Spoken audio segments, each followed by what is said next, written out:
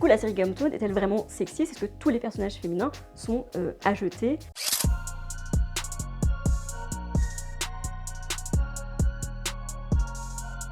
Il est vrai que lorsque l'on tape sur un moteur de recherche femmes Game of Thrones, on tombe tout d'abord sur des articles du genre les femmes les plus sexy dans Game of Thrones. Il est vrai que les premières saisons de la série sont beaucoup axées sur la question de la sexualisation de la violence. On pense notamment au rapport entre Sansa et Joffrey, mais également Sansa et Ramsay. Cependant, on constate quand même une évolution au cours des dernières saisons, avec des personnages féminins de plus en plus forts. Des femmes comme Daenerys, Cersei développent des caractères un peu plus complexes au cours des séries suivantes. Est-ce que la série, du coup, doit être considérée comme délivrant une vision défavorable des femmes ou au contraire, peut-on y lire des vérités concernant la situation des femmes à la fin du Moyen-Âge ?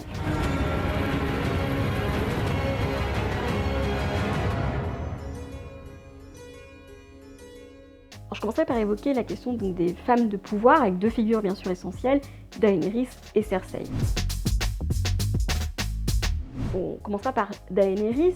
C'est tout d'abord la figure de la reine célibataire qui exerce le pouvoir en son nom seul. En cela, elle se rapproche beaucoup, je pense, d'Élisabeth Ier d'Angleterre, qui donc a régné pendant presque un siècle finalement, donc tout au long du XVIe siècle, donc dans l'Angleterre renaissante. C'est elle qui va notamment renforcer l'implantation de l'Église protestante en Angleterre. C'est elle également qui va développer l'empire maritime de l'Angleterre. Elle ne souhaite pas se marier, elle ne veut pas être en fait un accessoire, elle veut garder la plénitude des pouvoirs. Les portraits d'Élisabeth représentent toujours une femme avec un caractère très erratique, c'est-à-dire très figé, un portrait altier, un peu comme représenté Daenerys dans la série, qui toujours une tenue, une figure très droite, qui ne se laisse jamais aller.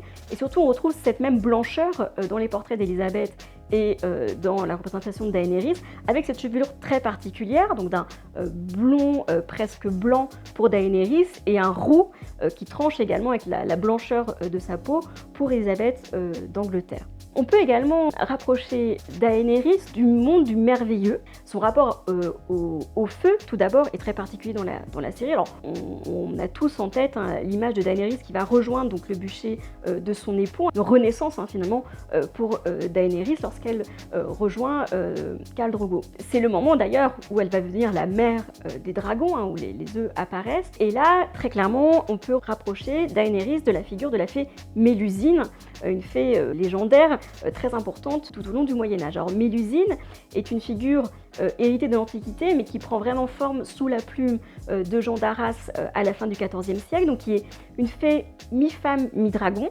Mélusine, qui est également une fée bâtisseuse, qui va inspirer la généalogie des Lusignans. Donc là encore, on voit une forme de femme qui fonde une nouvelle dynastie, qui fonde un nouveau type aussi de gouvernement. Autre figure très importante dans la série, c'est bien sûr Cersei, dans un style, alors là, totalement différent. Cersei, c'est tout d'abord la figure incestueuse, avec bien sûr la relation qu'elle entretient avec son frère Jaime. Alors là, on pense à la figure donc, de Cléopâtre, qui a tenu dans son relation incestueuse avec son frère et qui est connue pour sa très grande beauté et donc sa très grande sensualité. La question du tabou de l'inceste au Moyen-Âge va se développer on va dire à partir du 8e, 9e siècle, à mesure qu'on va multiplier les interdits de parenté. L'inceste, en fait, est très peu pratiqué dans la réalité. On ne marie jamais un frère et une sœur ensemble, on va marier des cousins ensemble. Et pour que le fruit de ces unions donne des naissances dégénérescentes, il faut en fait attendre assez longtemps. Cersei, c'est également la figure de la mère très protectrice, mais c'est surtout, pour moi, la figure de la femme de pouvoir, la virago, qui transcende vraiment son statut de femme, sa féminité. C'est là que c'est très intéressant, c'est une femme d'une très grande beauté et en même temps qui, à un moment, va subir une très grande déchéance.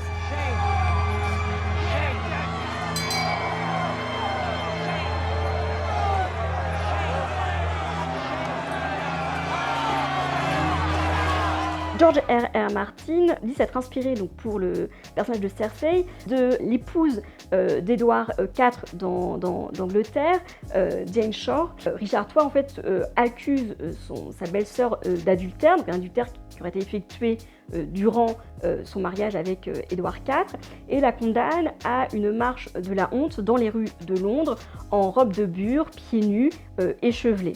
Là encore, hein, on voit la différence entre la réalité et le fantasme. On ne permet pas à une femme de marcher nue, il y a quand même voilà, la décence, les mœurs font qu'on ne peut pas la présenter nue dans les rues de la ville.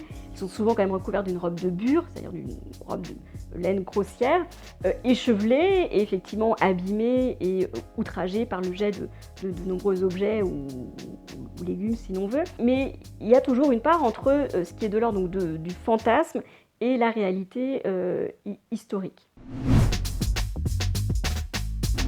L'intérêt des livres et de la série est également de mettre en valeur des figures effectivement bien réelles au Moyen-Âge, mais moins connues très certainement des spectateurs. Je pense notamment à la figure de la chevaleresse. On connaît bien sûr l'exemple de Jeanne d'Arc, mais Jeanne d'Arc n'est pas unique en ce genre au Moyen-Âge. On sait que des femmes ont pu participer, notamment les femmes de l'aristocratie, au combat armé au cours du Moyen-Âge. On peut penser à Jeanne de Montfort ou encore Agnès Dunbar qui, à la fin du Moyen-Âge, va défendre son château en Écosse contre les Anglais alors que son mari est parti sur un autre front avec ses armées. Brienne, hein, donc c'est cette figure de cette femme qui manie l'épée sur le cheval, tel qu'on a des descriptions pour Jeanne de Flandre ou Agnès Dunbar.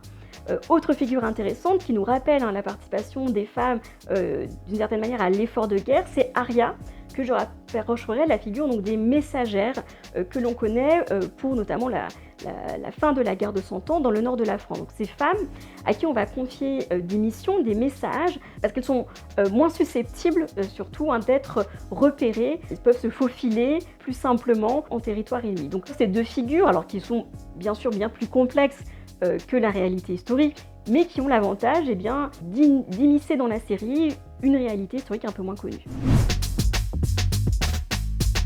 Revenons là encore à des figures un peu plus classiques, c'est celle de l'ensorceleuse et de la guérisseuse. On pense tout d'abord à Mélisande, une sorte de Raspoutine au féminin, Mélisande d'Assailles, qui réunit en elle à la fois la figure de la sorcière, avec normalement son rapport au feu et au sortilège, et en même temps celle de la guérisseuse. Deux figures qui sont en fait très proches à la fin du Moyen-Âge, à l'extrême fin du XVe siècle, où on voit en fait qu'on commence à soupçonner les guérisseuses, c'est-à-dire les femmes qui vont pratiquer les accouchements, mais également prodiguer des onguents, des plantes pour guérir des rhumes ou des maux très communs dans la société médiévale. On va bien les soupçonner justement de pratiquer une religion obscure au travers donc de la manipulation de ces onguents, et c'est le moment d'ailleurs où les femmes vont véritablement disparaître du champ de la médecine. Il y avait une médecine populaire qui était pratiquée par ces femmes, et donc on voit qu'à l'extrême fin du Moyen-Âge, beaucoup de soupçons pèsent sur elles. Non loin de la figure de la guérisseuse, l'ensorceleuse, je me permets ici aussi d'évoquer la figure de la prostituée, présente notamment au travers de la figure de Shaë, l'amante de Tyrone dans la série. Alors, la prostitution est une réalité médiévale, Saint Louis tente de l'endiguer, mais reste très présente dans la société médiévale parce qu'elle reste considérée comme un mal nécessaire. On pense que les hommes ont effectivement un certain nombre de pulsions sexuelles qu'ils ne peuvent retenir, et on sacrifie en fait une partie de la population féminine pour sauvegarder les bonnes épreuves de femmes de la ville. Donc ces prostituées sont tolérées dans des maisons closes au sud de la France, continuent à pratiquer leur commerce dans la rue pendant très longtemps au nord de l'Europe, même si on leur fait porter des signes distinctifs, même si on leur met des amendes. En réalité, ces menaces sont souvent assez peu mises à exécution parce que, on considère que l'on doit faire avec ce mal nécessaire pour sauvegarder l'intégrité et la pudeur des femmes, des bourgeoises de la ville. Au final, on voit quand même que la série nous donne à voir des figures assez intéressantes pour justement évoquer la question de la place des femmes dans la société médiévale. Alors s'il est vrai que les premières saisons avaient tendance quand même à accentuer sur la dimension sexuelle des personnages féminins, on voit une évolution en tout cas pour la série dans les dernières saisons. C'est quand même les femmes qui au final tirent toujours leur épingle du jeu. Alors il ne faudrait pas dire que le Moyen-Âge libère la femme non plus et que ça prouve que les femmes étaient très importantes au Moyen-Âge. Ça permet en fait de modérer, de nuancer des discours qui ont été dits pendant très longtemps et de voir qu'en fait les choses sont un petit peu plus complexes et qu'au travers de l'exercice de lieutenance, de régence, les veuves en tout cas ont pu effectivement arriver à exercer des formes de pouvoir très importantes.